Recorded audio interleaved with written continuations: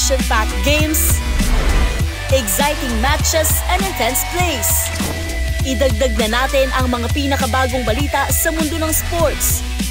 Lahat ng yan, dito lang sa DZRH TV Match Point.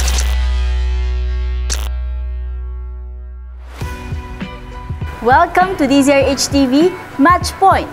At ngayong araw, isang panibagong kwento na naman sa likod ng tagumpay ng atletang Pilipino ang ating pag-uusapan. Makakasama natin ang choreographer ng Aliwan Fiesta 2024 Street Dance Competition Grand Winner na Tribo Panay ng Dinagyang Festival, si Sir Tata Carado. Magandang araw po, Sir Tata. Magandang araw po, ma'am. Welcome po sa Match Point. Hello po. Salamat po sa pag-imbita sa akin dito. Siyempre, unang-una po, gusto ko po kayong i-congratulate sa pagkapanalo ng Dinagyang sa Aliwan Fiesta Street Dance Competition. Grabe, back-to-back champions. Kumusta naman yung winning moment nyo na yun? Pwede mo bang ikwento sa amin yung naramdaman ng buong Tribo Panay? At siyempre, kung paano kayo nag-celebrate?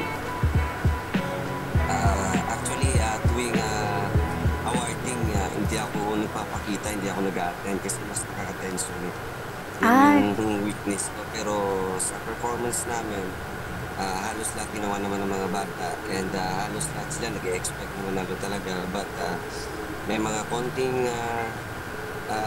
lapses din yung iba, but still nagawa pa rin nila yung kaya nilang ipakita. So yun, yung awarding po, sobrang saya na lahat, happy, sobrang happy dahil na-retain namin yung championship sa Aliwan Fiesta. Nakuha ng Iloilo Dinagyang yung back-to-back champion po.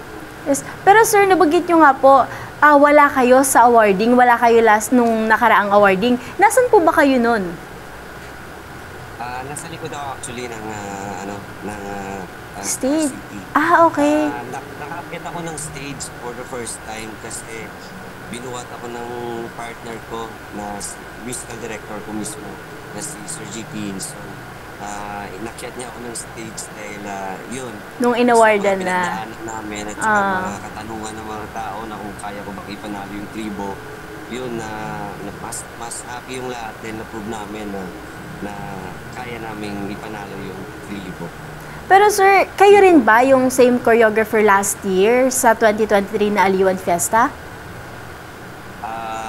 Yun po yung big challenge sa akin po, ma'am, dahil yung manalo last year, ibang tribe. Okay. Oo nga pala. Artistic team. Parayanon, tama po ba? Parayanon po. Okay. Yes po. Under po by Sir Emilio Yato. Pero sa tingin niyo po, yes sir, ano po yung meron sa Dinagyang Festival at consistent talaga kayo sa pagiging champions? Actually, ang Dinagyang, para po sa mga hindi nakakaalam, sila po yung most, parang winningest festival sa buong kasaysayan ng Aliwan Fiesta. Ano po sa tingin niyo yung meron sa Dinagyang? I think lahat naman mga festival magaganda. Yun nga lang, may kanya-kanyang dala, may pinagkaiba. And yun nga, yung pinagkaiba talaga ng Iloilo Dinagyang is yung fighting spirit talaga ng mga bata, yung power, yung passion nila, yung devotion, at lalo-lalo na yung faith nila kay San Niño. Kasi yung Dinagyang, hindi lang naman sa kung sasali ka, sasayaw ka, tutugtog ka. Yung devotion talaga yung hinahanap namin. Nakapanata na talaga, every year magdidinagyang ka talaga din. Yun yung sigaw ng puso ng mga Ilonggo, yung kay San Niño. Kaya may dinagyang dahil din po kay San Niño. Yes, at nakita naman namin yun dahil sobrang ganda ng naging performance nyo ngayong taon. Pwede mo bang ikwento lang sa amin ng bahagya yung naging konsepto nyo sa inyong winning performance?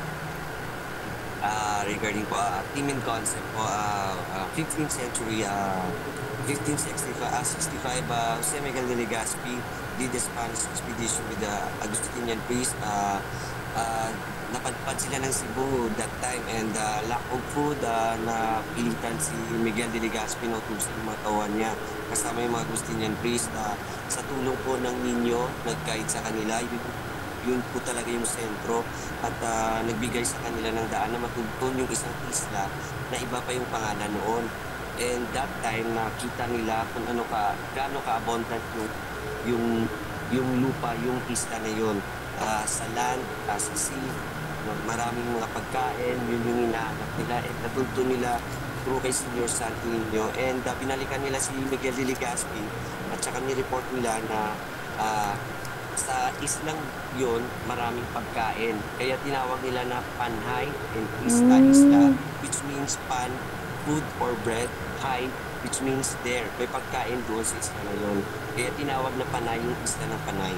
Dahil po doon sa kay Miguel de Legazpi at saka sa mga Agustino, kasama yung Niño sapagat doon sa mga nitibong tao, yun may settlement na nangyari at tinanggap sila ng mga nitibo and binigyan sila ng mga pagkain, and yung Niño, yung settlement nila, doon na na-influence yung mga nitibong tao, and doon na rin yung reason why every fluvial nag-connect yung kwento namin sa traditional na ginagawa ng Iloilo Dinagyang na every Friday before mag-Dinagyang sa or Sunday ng January, nagpo-provial yung Santo Niño galing Cebu, hinatid sa Iloilo at saka sinusundo, din nagme-merrymaking at saka nag-Dinagyang lang po. Sobrang yaman po ng pinaghugutan ng performance ninyo ngayong 2024 Aliwan Fiesta. At syempre, bukod dyan sa Best Street Dance, nakuha nyo rin yung Best in Costume. Pwede mo rin bang ikwento sa amin yung inspiration ng disenyo ng costume ninyo? Actually, binase ko rin yun sa shape ng map. Naka-triangle yun. And kung makikita mo sa map, may boundary yung isla ng Panay, which is na tatlo yun pero apat na. Yung Capi, Saclan, Antique, at saka yung Iloilo. And yung mga kulay, may mga elemento din. Yung red and orange, yung simbolo ng nag-aapoy ng love, o city of love. And yung white, yung peace, and yung yellow, yun yung tawag ko, prosperity po, yun po. Yun yung may mga simbolo po. At saka yung shape ng finale costume namin, naka-Archie po. Nakabasa po yun sa City of Love.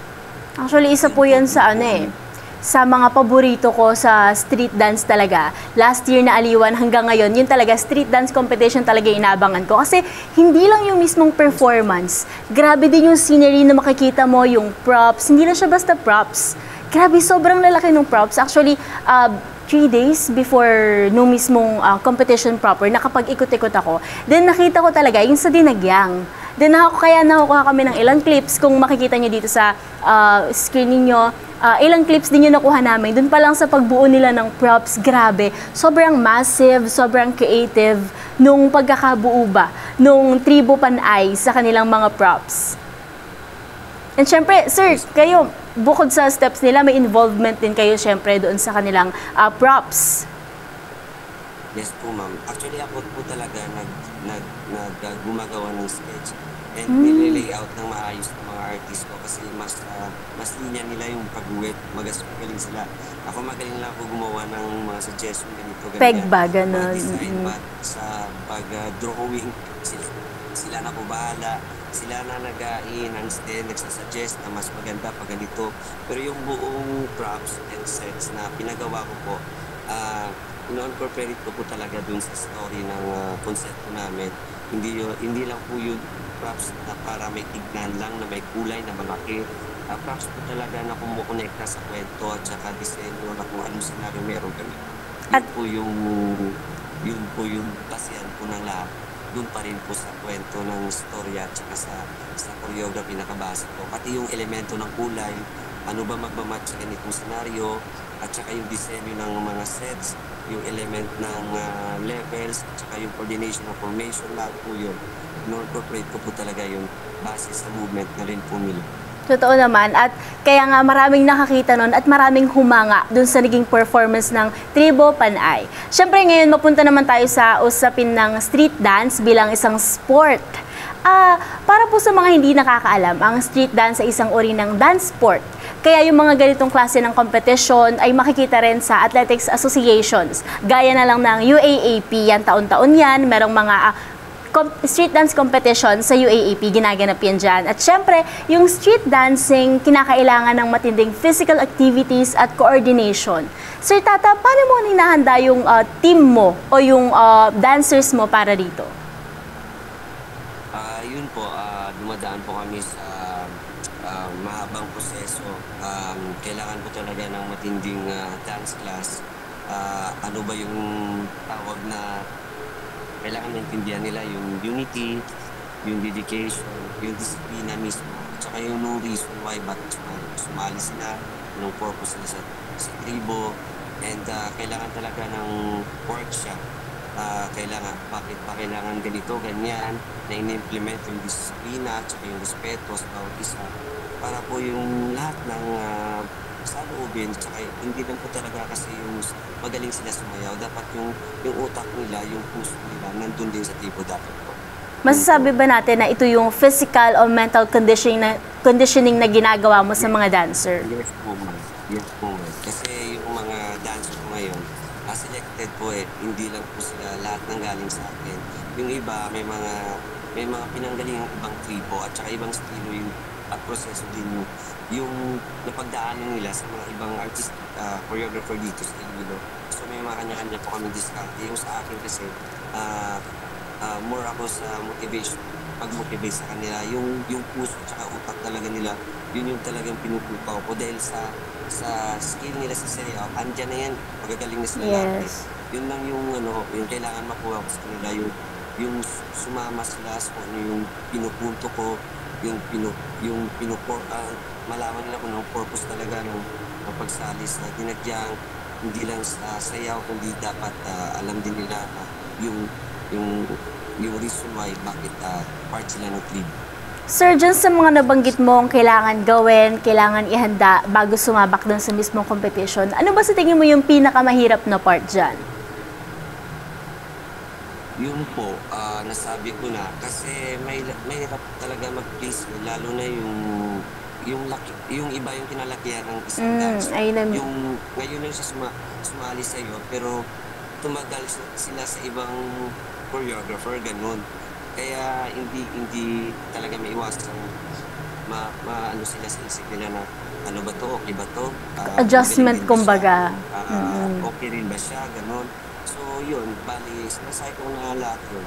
And in-anticipate ko na medyo magdudoble effort ako doon na part dahil kailangan ko makumbinsi sila na yung ginagawa ko hindi lang para sa akin, hindi lang para sa team ko, kundi para sa lahat. And lalo na po para kay Senior Santo Niño talaga dahil faithful po ako talaga. Devotion talaga. Talaga yung ko po talaga binuhos lahat ng tiwala ko sa kanya, sa team ko, lalo na sa kanya.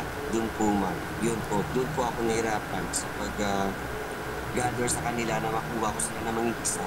Kaya tinawag ko po ang tribo na One Panay dahil kinaya ko po talaga na maging isa para maging buo. Yun po, One Panay po kami. Sir, ilan po ba ang lahat in total yung from props, dun sa mga dancer, ilan po ba yung members ng Tribo Panay na sumalang last time sa Aliwan Festa? Mga more or less po, nasa 350 po kami. Ang dami! Kasama rin po yung mga supporting staff, mga supervisor, artistic team ko, yung dancers, yung performer lang po talaga sa music. Kinuha po talaga namin yung max na nasa 100 yung performer na dancer, 60 na musician, and 130 na props. So yun po, malapit po kami sa 300. Grabe, sobrang dami. At para sa sinabi mo nga na galing kayo sa iba't ibang lugar, galing sa iba't ibang kumbaga grupo, ganyan. Grabe, kahit sabihin mo na lang na yung 100 dancers na lang yung eco-condition mo, sobrang hirap pa rin nun. Grabe, I salute you, sir. Grabe yun, ang hirap. Talaga po. Siyempre naman, ngayon, since street dance as a sport, sa tingin mo, in what way ba mako-consider yung street dance bilang sport at paano ba ito makukumpara sa ibang traditional sport natin dito sa Pilipinas? Actually, lahat naman may similarity. Yung pinakaiba lang kasi sa traditional sports at saka sa mga atleta, yung sa loobin ng tao, kailangan mo talaga yung nasabi ko na po kanina, ma'am, na kailangan mo po talaga makuha yung sa loobin nila.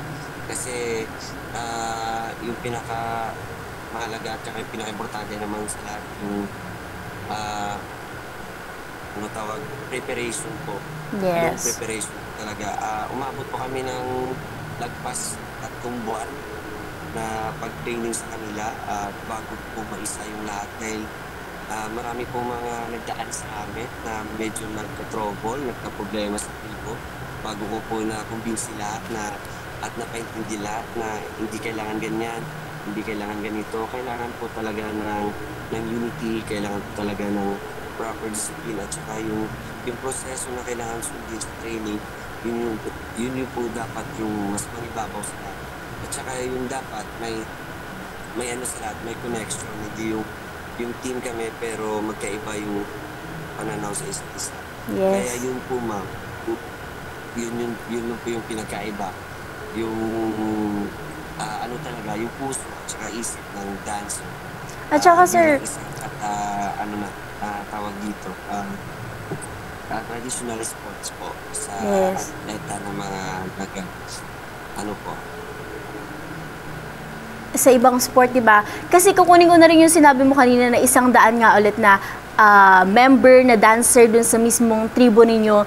And usually sa ibang mga atleta, sa isang pwedeng isa, tapos sa isang team, kinocompose lang yan usually ng maximum na siguro yung 28, then hindi mo naman din sila magagamit sa loob ng mismong, yes, ayun, sa basketball, and sa volleyball din, ganyan, marami, football, ganyan, maraming, yun na yung maximum halos nila. Pero dito sa street dance, grabe, umaabot kayo ng 100. Kung paano natin nadidiscipline, kailangan ma-jive mo talaga lahat ng yon na bawat members para once na nag-perform na sila, makikita na ng mga tao, okay, iisa lang sila, one panay nga.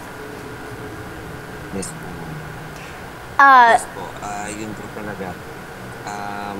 Actually, as a street dance, bilang isang sports ay nagtataglay ng pagkabalanse ng atletismo and pagsasabuhay ng sarili.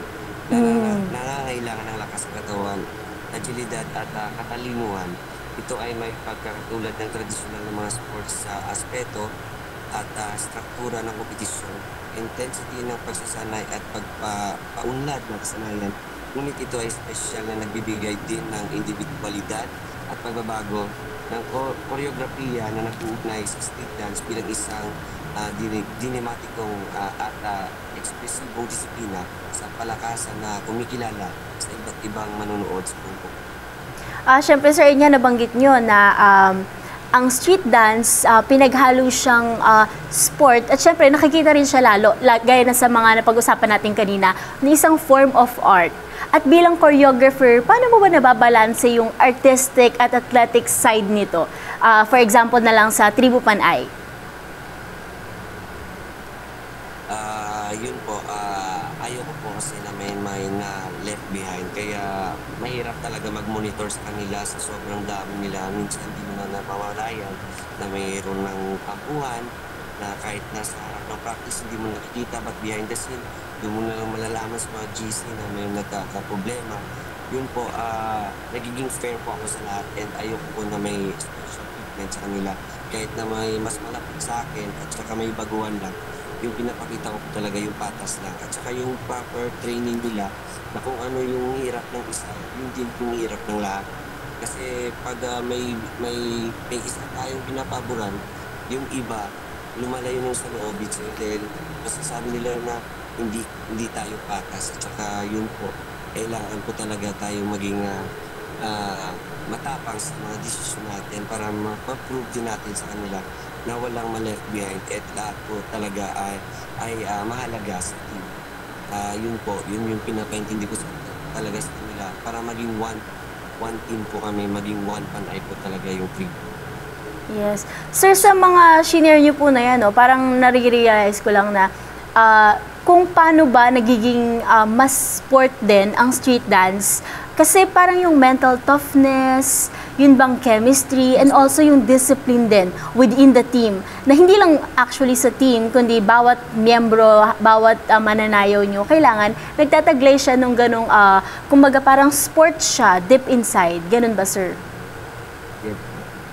So, kailangan po maintindihan po talaga nila na win or lose po, part na po yun ng competition. And Yes. kailangan po yung importante lang kasi yung marunong tayong tumanggap ng pagkatalo dahil Doon tayo natututo rin. May hirapan na at least doon. Maintindihan nila na sports talaga yung sinasalihan nila. Na may panalo, may talo, and after all, at the end of the day, yung mga learnings, mga experience na natamo nila, at least ma-share nila na sa ganitong klase, hindi lang yung sayaw, yung bit-bit nila, kundi marami talaga silang matututunan. Yun po. At ma-share din po nila sa mga generation, makabigay din sila ng inspiration sa mga susunod na generation ng mga bata. Pero sa inyo, sir, bilang choreographer naman, sa tingin mo, paano mo sisimulan sa sarili mo na, okay, ito, paano mo ma-introduce sa iyong mga dancers na ang street dance ay isang sport? Okay po. Yun po.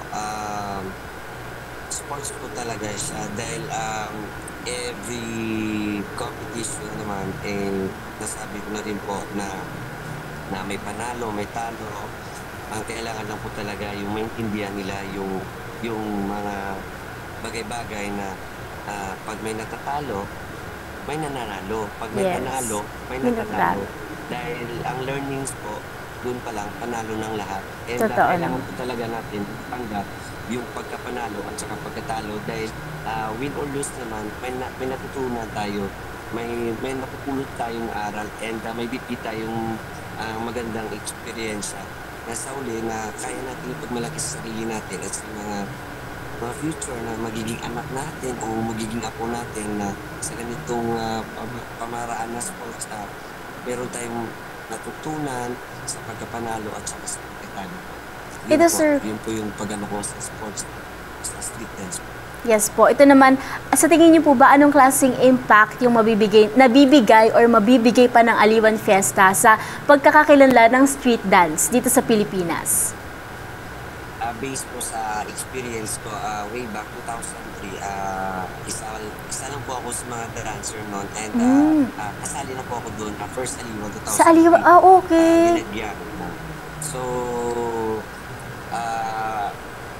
share ko po talaga na malaking impact po talaga yung Aliwan kasi hinahangad po talaga ng isang street dancer yung Aliwan po. Dito pa lang po sa mga bayan-bayan siguro ng mga bawat syudad, lungsod at saka probinsya.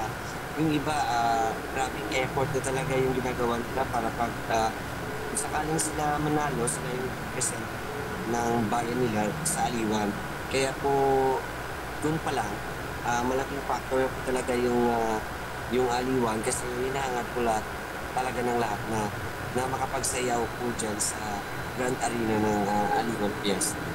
Pero po, sir, malaking impact talaga po sa mga street dancer yung Aliwan. Tsaka malaking pasasalamat din po namin dahil maraming kultura at tradisyon ang kinilala sa buong Pilipinas dahil po sa Aliwan. Nakakatuwa naman po marinig yan. Aliwan. Pero sir, nabanggit nyo 2003, nagulat naman ako 2003, unang Aliwan po yun para sa mga hindi nakakaalam. Ang pinakaunang Aliwan Fiesta ay ginanap noong 2003 at si Sir Tata nandun bilang dancer ng Dinagyang. So ano po bang pinagkaiba nung sa tingin ninyo, personally na lang, nung Aliwan Fiesta 2003 doon sa Aliwan Fiesta ngayon ng 2024?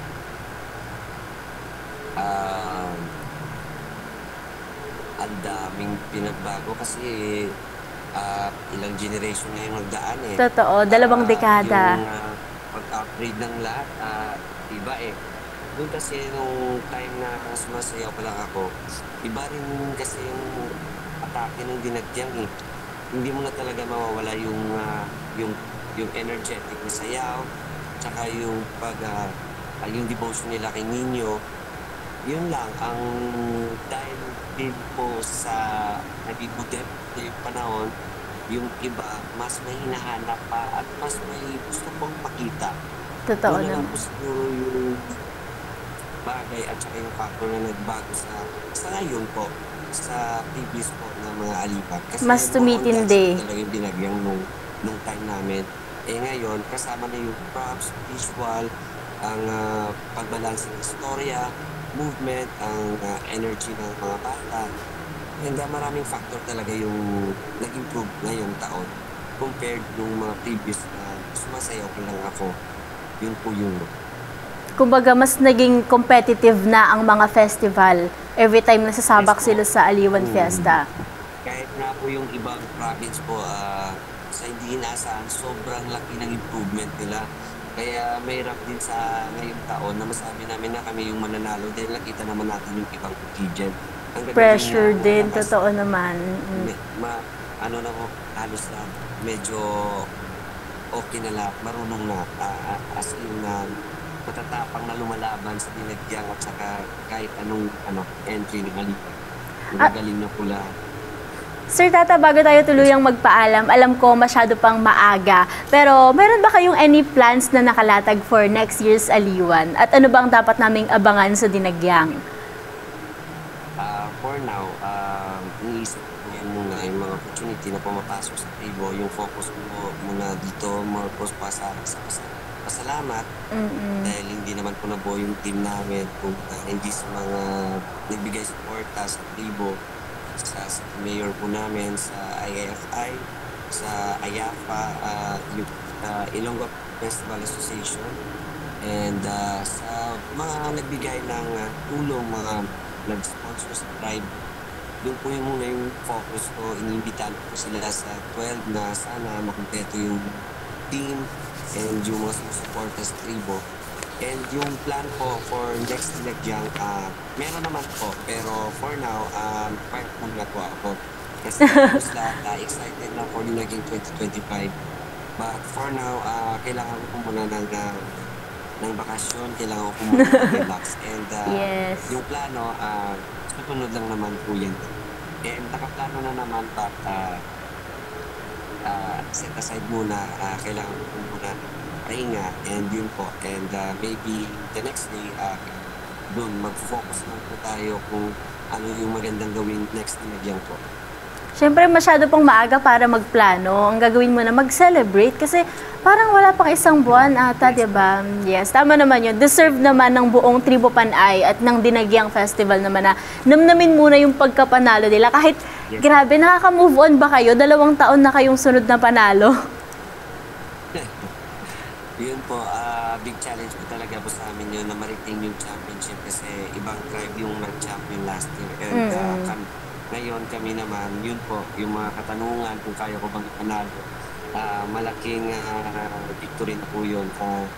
Happy na po ako na masaya na po lahat dahil nakuha na po namin and approve na po namin na may panalo yung Dinagyang and nag-back-to-back na po. Thankful na po talaga ngayon. And bilang winningest festival nga sa Aliwan Fiesta ang Dinagyang, ano ba sa tingin mo yung advice na mamibigay mo sa ibang festival contingents na sinasabi mo ngang nagle-level up na rin? Yun po, sa mga ibang festival po sa buong lugar ng Pilipinas, patuloy lang po tayo magbigay saya, aliw sa mga taong umaasa at nagtitiwala sa ating kakayahan. I know na may mga kanya-kanya tayong dala sa Aliwan dahil alam ko naman iba't ibang festival meron tayo sa Pilipinas. May mga kanya-kanyang factor tayo and doon lang po tayo. Bitbitin po natin kung anong meron po tayo. Yun po sa atin po mismo galing. Yun po, patuloy lang po tayo. Nasabi ko na magbigay saya sa mga madla. Dahil walang kasiyahan pag walang pagdiriwang. Yun po talaga yung mga Pinoy. Mahilig sa kasiyahan. And Yes. yan na po yung Aliwan nagbigay daan sa atin para mabitbit natin lahat ng aliw dyan. At kasiyahan na magaganap dyan sa every Aliwan dyan po sa Manila.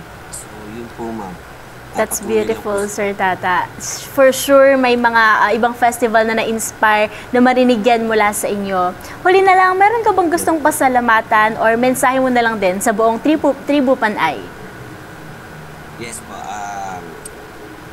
Napasalamatan ko po yung mga dedikadong dancer ko kahit sa parting lugar kayo, anong tribong pinanggalingan nyo, pinakita nyo talaga sa team, sa artistic team ko na maging isa tayo. Yun po, nagpapasalamat ako sa mga warriors, propsmen, dancers, sa tribe na manager namin po, kay Ma'am Melanie Tabaculde, na hindi po nagbigay rason sa mga plano, lahat po pinayagan niya. sa artistic team ko na sumusuporta sa mga plano ko, paano baguhin, paano pagandahin. Sa partner ko, nagbigay na inspirasyon sa akin na si Sir GP, yung musical director ko po. Siya po isa sa mga rason ba't po ako nakaapak sa naabot ko ngayon. And sa IFFI, Filipino Festival Foundation Incorporated, kay City Mayor, Mayor Cherry Petrenia, sa malaking support na binigay niya sa amin, na pinayagan niya po na ipadala yung Tribu Panay na magre-representa ng Dinagyang po this year. And yun po, kay Senior Santin po, na siya po talaga yung sentro ng lahat. Bakit po may Dinagyang? Bakit po kami patuloy sa pag-celebrate ng Dinagyang at patuloy sa pagbigay sa kanya po. Pagpupugay, pagpupuri. Pagdayaw at saka pagdayaw kay Senior Santin. Sa kanya po talaga lahat bago. Kaya po kami nagpapatuloy sa Dinagyang. Muli, congratulations po, Sir Tata, and sa buong Tribu Panay. Maraming salamat sa pagpapaunlak mo sa amin na makakwentuhan ka at marinig ang kwento ng Tribu Panay. Thank you so much, sir. Siyempre, mahalagang malaman natin yung iba't ibang mukha ng sport dito sa Pilipinas. Hindi lang sa tradisyonal na nakagisnan natin, gaya nitong street dance nga bilang dance sport. Maraming salamat sa mga patuloy na sumusubaybay sa atin.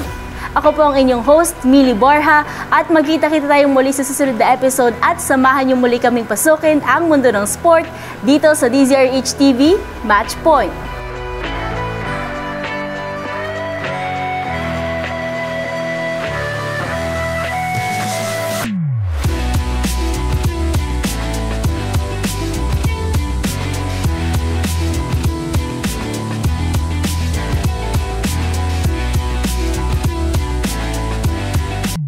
Action-packed games, exciting matches, and intense plays.